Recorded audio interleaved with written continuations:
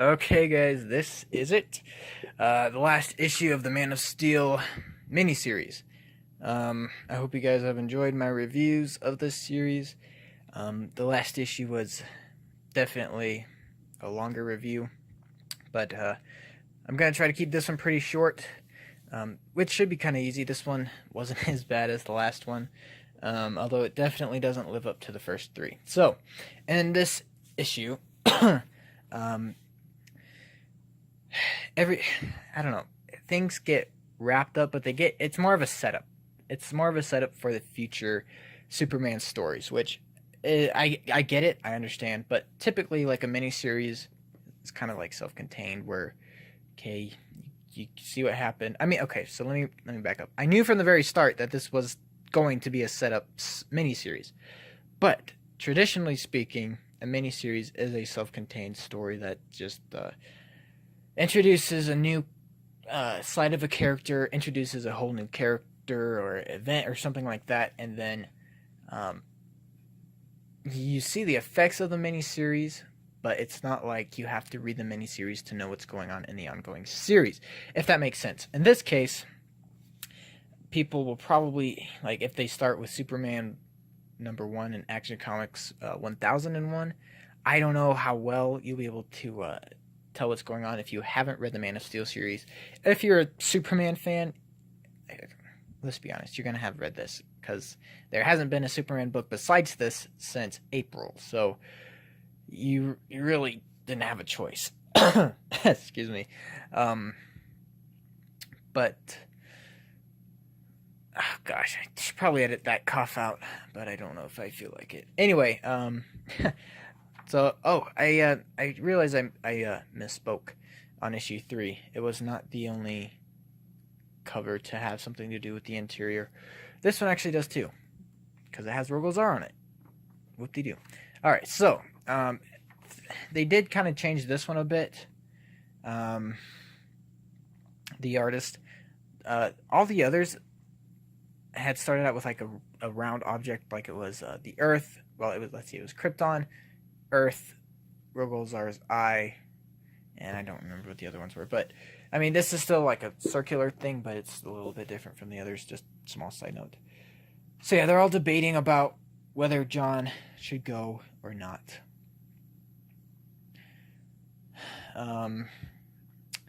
And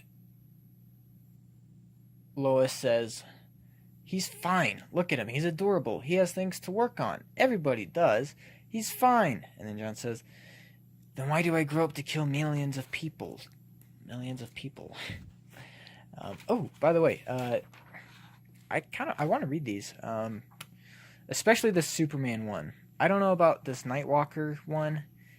I don't know. It's written. Okay, this is gonna sound a little sexist, but and misogynistic. But just bear with me.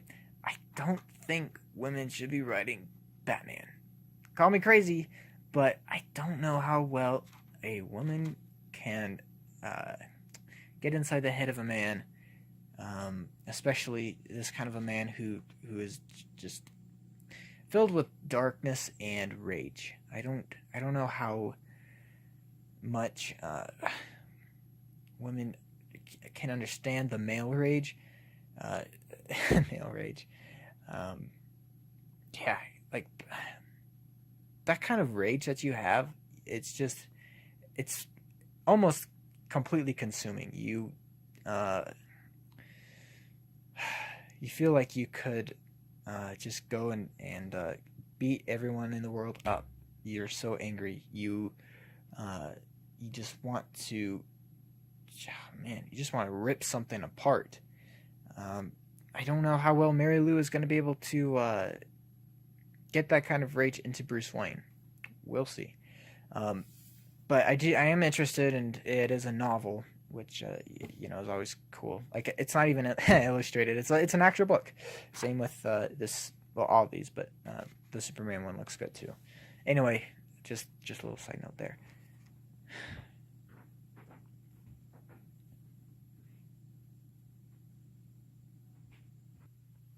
Sorry, thought I heard something. Okay, so they are So I haven't read this storyline. I need to, and I will. Probably when the omnibus for Super Sons comes out. If not before then, if I can find it somewhere for a relatively good price. But I know what happened. So basically, John Kent from the future, from an alternate reality, comes back to this time, to this John, and he is followed by... No, that's not right. Tim Drake, Batman of the future, comes back to kill John Kent. Because he apparently, when he grows up, becomes Superman and then ends up killing millions of people by accident when he loses control of the solar flare power that I mentioned in the last review. So basically, Superman can absorb the sun's energy and then just release it out through his cells. So he super energizes his cells, and then he just releases the energy, and it's kind of like a solar flare on Earth. Of course, after he does it, he's very drained and has to take a while to recover from that. But he does have that ability, and presumably John Kent does too. And it's kind of confirmed when Tim Drake from the future comes back and is like, "Yo, when you get older, you're gonna use this power and you're gonna kill everybody. So I have to kill you now." Sorry, not sorry. But anyway, then so this was good.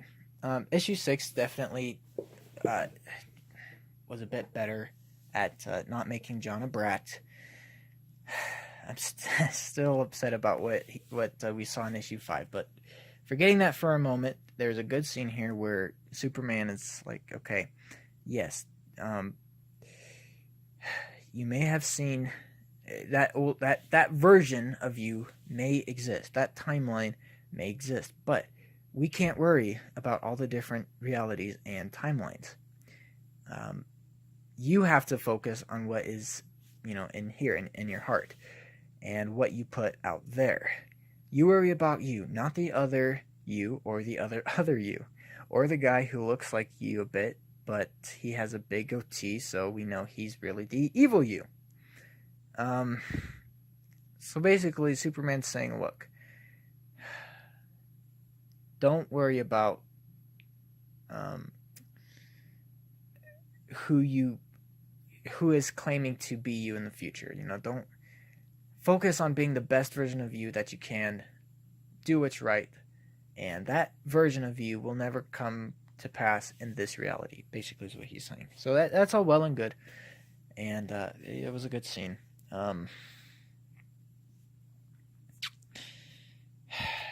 And then John gets a little emotional because the Teen Titans rejected him, which honestly I wouldn't want to be part of the Teen Titans under Damian, man. That would suck. Damian is a little brat. I think it was okay when it was just him and when it was just Superboy and Damian working together as the Super Sons, but Damian has that personality. When he gets around other people, he has to be the best. He has to be a show-off. Just like some real friends that I know. So, John is upset about that, and that's basically where we cut that off. So then we get back to the center of the Earth. Superman is asking about the technology, which I thought was weird. I don't know. But yeah, Rogozar, are you attempting to speak to me? I don't recognize the technology. Okay, it's whatever. I get it's haha, goofy, funny. Just that doesn't. Like I said, goofiness in comics is all right. It's fine, and obviously we're gonna have to live with that for who knows how long with Superman now, because Bendis is here and he is a goofy guy. Okay, Bendis is just a goofy guy. I can live with that. I really can. It might be nice to have a bit more lighthearted Superman, I guess. I don't know. Right now, I'm not really digging it, but who knows? Maybe I will. So it's just one of those acquired taste type things I'm going to have to get used to. Although I still strongly disagree with what he did with John. He did not have to change the character like that, even if he didn't like him. But anyway, they engage in battle at the center of the Earth. And Superman finally overcomes him, takes this device off the core of the planet, flies it into space. I don't know if he destroys it or not.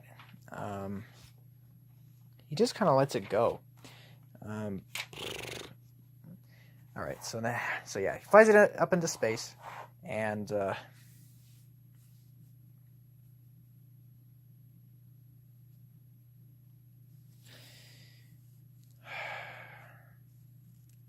so basically, Jor-El invites all the family to go on him with this big space adventure that he wants to take John on to discover his abilities and yada yada yada. But Lois is like, I have a job, and Superman's like, yeah, I have a couple too.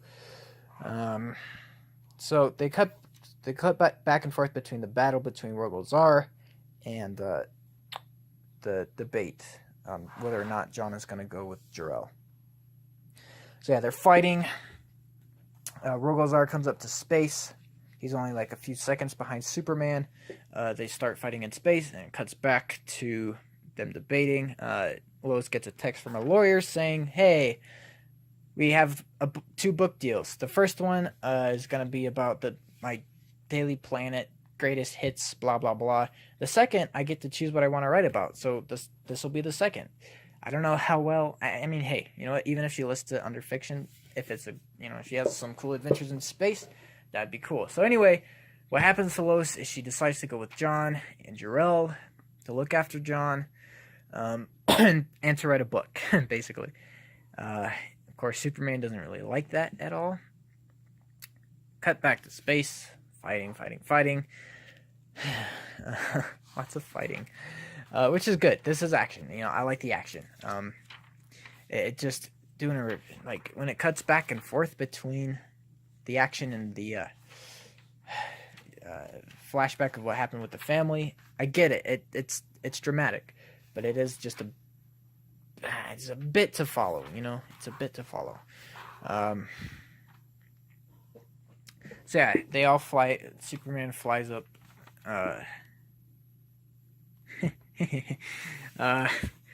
Little art mistake right here. Her feet are not on top of his. How the heck is she just floating there? If he's not just holding her up like that, but whatever, small detail. And see, this is the thing. I'm focusing more on the story about Lois and John than I am about the fight between Rogol-Zar and Superman. But the fight between Supes and the monster is actually really cool. There's some good art. Superman is kicking butt, but as soon as you get something like this, then you cut right back to them deliberating again, and it just kind of kills the whole thing. I get what he was trying to do, but it just is a little choppy. So yeah. So Superman is trying to tire out this big monster, and it's not really working. And then out of nowhere, of course, Supergirl comes in to help. Rogol-Zar loses control of his axe. And then we cut back to the whole John and Lois thing.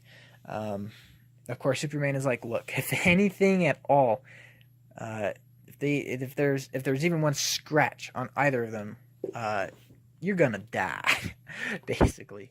But Jor-El gives him this deep space communicator so that he can communicate with them.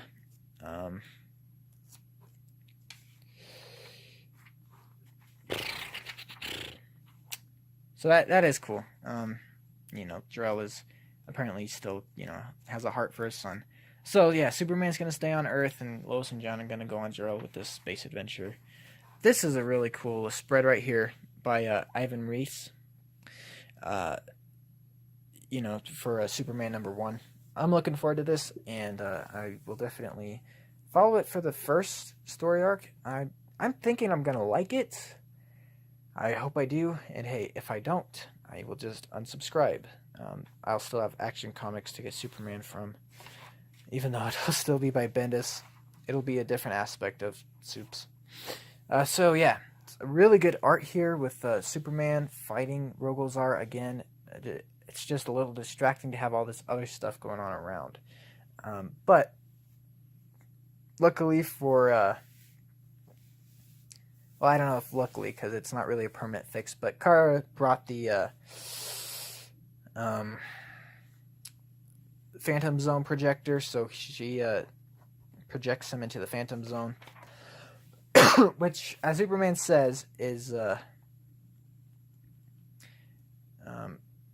he wasn't considering it because it's just a band-aid, it's a temporary fix, and it doesn't give them any answers, but it does, stop the threat for the time being. So I did like that. It's not like, Kara just outsmarted Superman with a super simple fix. Superman had already thought about it. He just didn't really want to do it because he knew it wasn't going to solve the problem permanently. But hey, it gives them a break and gives them time to come up with a game plan. So that is good. Good. So yeah, Lois is getting ready to head off with John, and Superman, Clark, gives her his Superman suit, the one that we've been seeing without the red briefs, the updated version, I guess, of the suit. He gives that to her, and so that's why he has the red trunks again. That is explained here also. So they, are just saying goodbye, and it's kind of like the Spider-Man suit from Spider-Man Homecoming, I guess. She asks, will it fit? And he tells her to touch the inside of the belt buckle. It'll fit itself to you.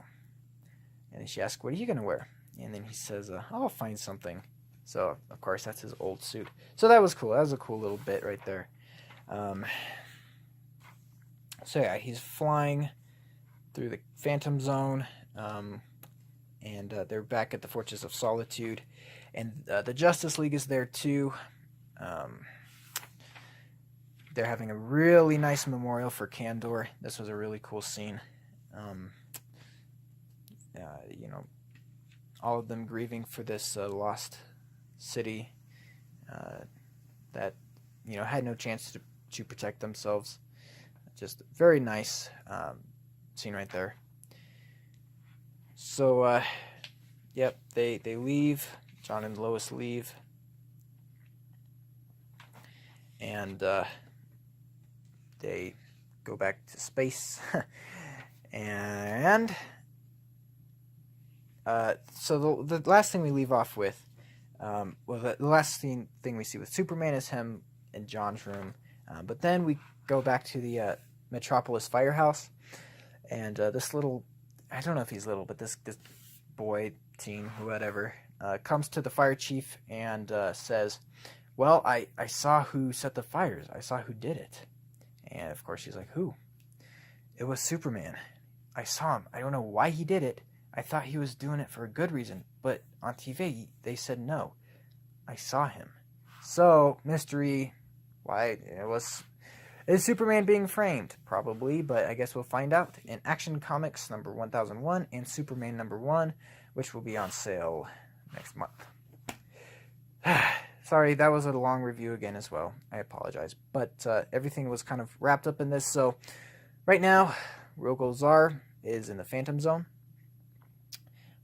My guess, well, obviously, he's going to come back later on in either Action Comics or Superman or both. Lois and John are off with Jor-El, so Bendis doesn't really have to worry about writing them too much unless... I'm sure there'll be a story where they come back or Superman has to go save them or whatever. But, piece of dialogue in here that I missed. The communicator that Jor-El gave him was broke during his fight with Rogolzar. So he doesn't know where they are, and they don't know he can't hear him, so he's kind of stressed about that. So that's a cliffhanger. Of course, the whole arsonist thing was never solved throughout this entire thing. Never ever solved, except that apparently this kid thinks he saw Superman setting the fires. Probably not, but I guess we'll see. So, what did you guys think of the Man of Steel miniseries. Did you think it was worth what was $24? Did you like the way that Bendis got rid of Lois and John? I honestly thought it was a little not cheap, but I would. Okay, here's the thing. I would rather have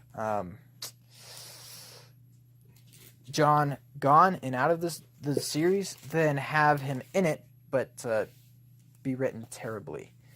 So yeah, here is all 6 issues. So anyway, that's gonna do it for the Man of Steel. There won't be anything new for Superman until August, I believe, which of course I will be getting. But man, it feels good to have this miniseries all read and done with and reviewed. I'm gonna be working on probably Batman 49 or 48, 49, and 50, and then Justice League 1 through 3. Those are the ones I'm going to be focusing on next. So yeah, I hope you guys enjoyed. Thank you so much for watching. Again, recommending my friends Celestia and Christopher 164. Each of their channels will be on here somewhere, and also listed in the description below. And I hope you guys will check them out. They're really cool people. So yeah, thank you again so much for watching, and I'll see you all in the next one. Bye.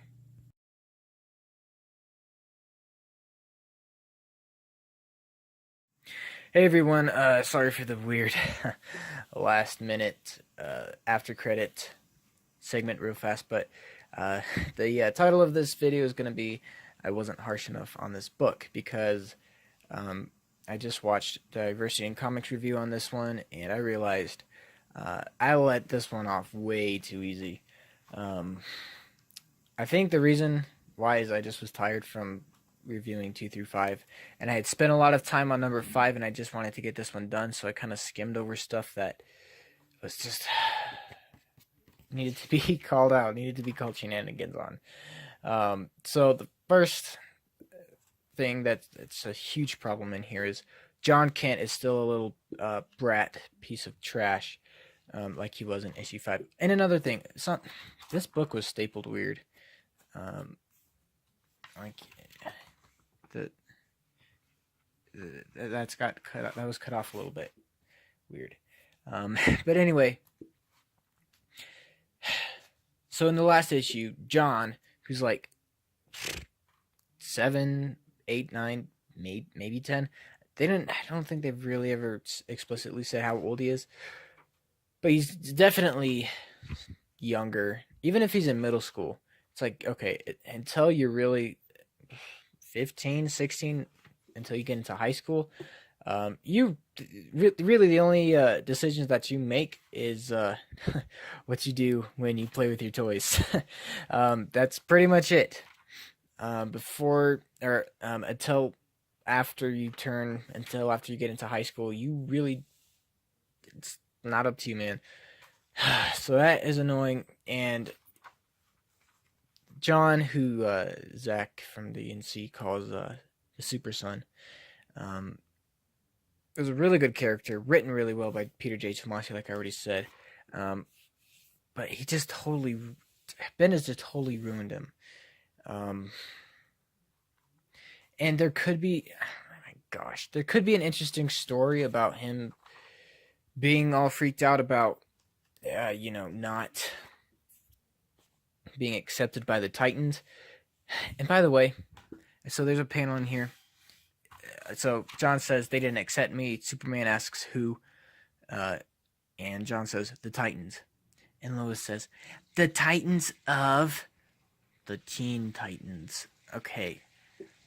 Lois, who is in a superhero family, she doesn't know what he means by the Titans.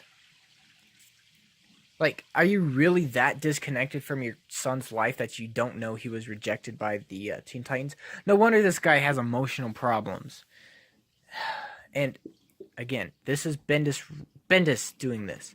The way Peter J. Tomasi was writing the whole Superman family, Lois Lane would have totally known what was going on. She wouldn't be the stupid, oblivious mom who has no idea what's going on in their kid's life. Stupid. And the whole fight between Rogol Zaar and Superman was really dumb. He just sounds like a twerp. Hey, what technology is that? Sorry, I don't recognize the technology. Superman does not talk like that.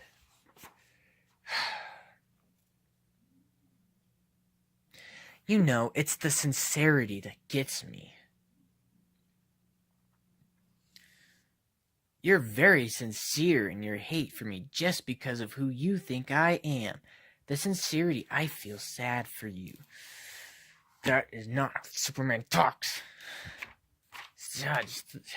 This whole thing, I was way too easy on this, and I would do a second review of it, but I don't want to take another 20 minutes to do that because I'm getting ready to review Batman 48, but I was way too easy on this thing. I apologize to all of you sane, normal people out there for letting this one off easy. I hope this makes up for a little bit of that. Another thing, Superman.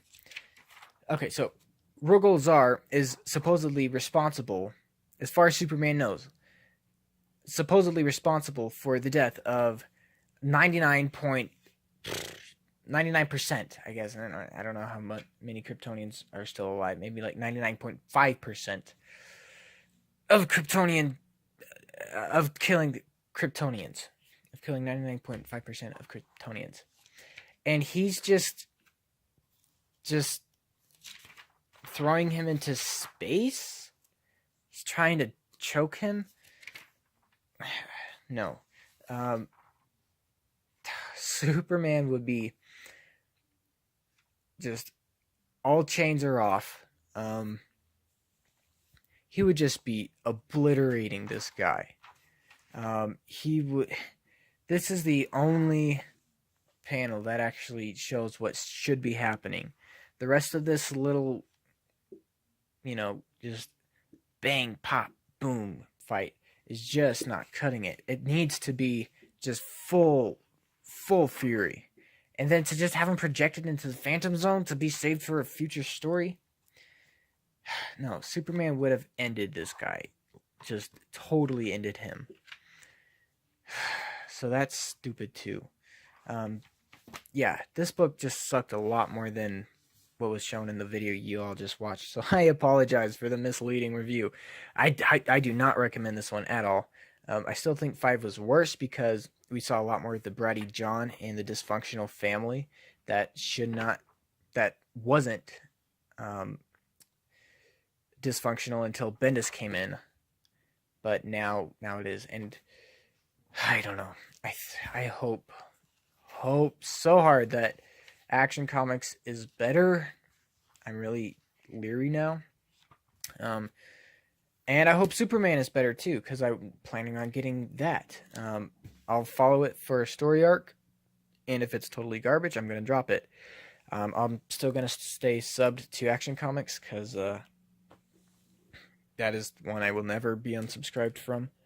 And I also just got subscribed to Detective Comics too, so those will be the two that I'm always subbed to. But anyway, thanks for watching that little last after credit scene, and hope you guys forgive me for taking it easy on this book. I'll see y'all in the next one. Bye.